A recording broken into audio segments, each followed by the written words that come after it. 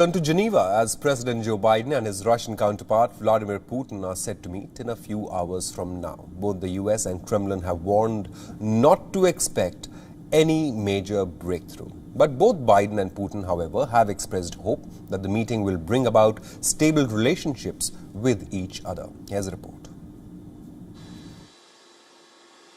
U.S. President Joe Biden flew to Geneva on Tuesday, where he will, for the first time since taking office, meet face-to-face with Russian President Vladimir Putin. This meeting of rivals comes as relations between Washington and Moscow are at their most fraught in years. But both leaders say they hope the summit at a Swiss villa can lead to a stable and predictable relationship between the two powers. In Brussels, ahead of the sit-down, Biden laid out his approach to the Russian leader. I'm going to make clear to President Putin that there are areas where we can cooperate if he chooses. In an interview with NBC News, Putin held out the possibility the two nations could find areas of agreement. We have a bilateral relationship that has deteriorated to what is the lowest point in recent years. However, there are still matters that need a certain amount of note comparing, identification, and determination of mutual positions, so that issues of mutual interest can be solved more effectively to the benefit of both the United States and Russia. Despite cautious optimism, expectations for a major breakthrough are low. But I'm not looking for conflict with Russia, but that we will respond if Russia continues its harmful activities. The U.S. blames Russia for election interference and cyber attacks on American businesses. The White House accuses the Kremlin of military intervention in Ukraine, where Russian-backed separatists battle forces loyal to American allies in Kyiv. And Biden has criticized Putin for allegedly poisoning and then jailing the Russian dissident Alexei Navalny. Russia adamantly denies these accusations, and Putin shrugged them off. We know it all well. We have been accused of all kinds of things, election interference, cyber attacks, and so on. And not even once did they bother to produce any kind of evidence, just baseless accusations. The acrimony between the sides isn't new. The two men met a decade ago when Biden was vice president and Putin was prime minister. And both men belie a begrudging respect for one another. Putin compared Biden with his predecessor. President Biden, of course, is radically different from Trump because he is a professional. He has spent virtually his entire adulthood in politics. He's been doing it for years. And Biden offered this about his Russian counterpart. He's bright, he's tough, and I have found that he is as they say, when he used to play ball, a worthy adversary. Joining us on this broadcast now is WION correspondent Nick Harper, who joins us for more on this. Nick, welcome to WION. You're joining us from Washington. All our viewers around the world need to know what breakthrough can be expected in this meeting, Nick, because the ties have been at a historic low, but there appears to be a mutual admiration between Biden and Putin. But can we expect any breakthrough?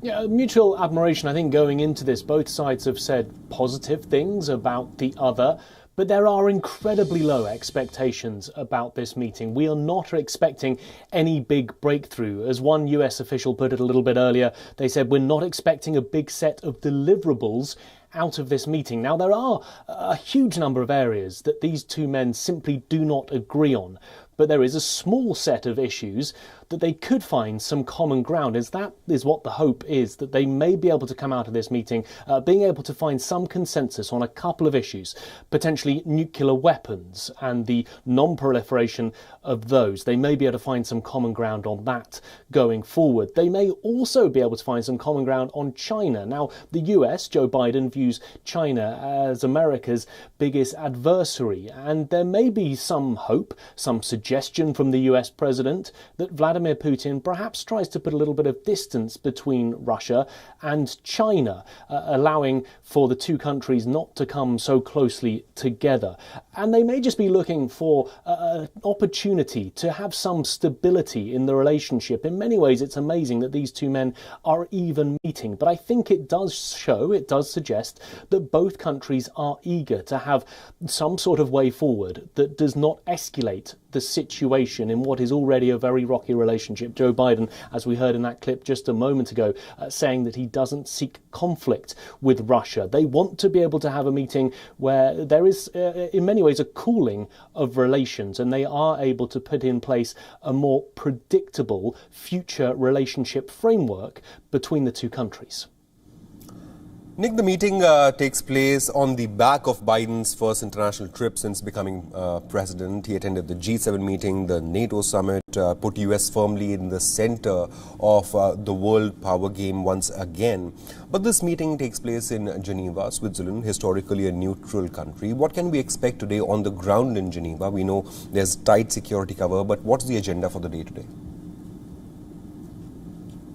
Yeah, certainly lots of security being put in place. Very interesting that they have chosen that neutral ground. Historically, during World War II, it was the neutral country, but we are expected to see confrontation between these two men. We're told that there will be two meetings in total. The first one, a bilateral meeting between the two men. The latter one, an extended bilateral meeting. So that would be an opportunity to have foreign ministers in the meeting, included with the two leaders as well. We're told that the meetings in total will probably last about 5 hours, and at the end of which the US President Joe Biden has said that he will be holding a solo press conference, an ability to speak to reporters about what went on during those meetings. It'll be interesting to see how candid he is and what sort of noises he's making about whether or not this was a successful and positive meeting and whether there was any constructive plans that came out of it. But it is very significant that this comes off the back of, like you say, a very busy travel week for him. Off the back of the G7 meeting, the NATO meetings, the European Union meetings, he comes with some incredible optics showing that he has a whole array of coalition allies at his back, wanting to push back against Russia. Those are the statements that we've been hearing out of those meetings. So he comes into this certainly from a position of strength, having met those allied countries and all of them saying that they are ready to push back against Moscow. Nick Harper, thank you so much for joining us with the latest on this story.